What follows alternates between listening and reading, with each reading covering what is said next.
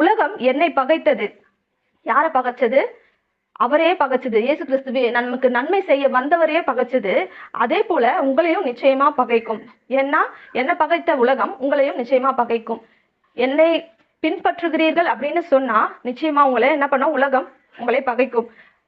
இன்னைக்கும் ஒரு குடும்பத்துல ஒரு மகனோ மகளோ தந்தையோ தாயோ யாரோ ஒருத்தர் கிறிஸ்துவை ஏற்றுக்கொண்டாங்க அப்படின்னு சொன்னா அந்த குடும்பத்துல எல்லாரும் அவங்கள என்ன பண்ண மாட்டாங்க, ஏத்துக்க மாட்டாங்க. அவங்கள ஒதுக்கிதான் வைப்பாங்க இல்லையா? அவங்கள அன்பு கூற மாட்டாங்க. தனிமையில விடப்படுதல். அப்போ அவங்களுடைய இருதயம் எப்படி காயப்படும்? தனிமையில விடப்படுறது மட்டும் இல்ல, அவங்கள அநேக பேர் இப்ப கிறிஸ்துவ எப்படி பகைச்சாங்க? அவர் சிலுவைக்கு போகும்போது உடல் அளவுல மட்டும் அவர் பாதிக்கப்படல, மனதளவுலையும் அவரை அதிகமாக வேதனைப்படுத்தினார்கள். அவரை எவ்வளவுலாம் நிந்திச்சாங்க இல்லையா?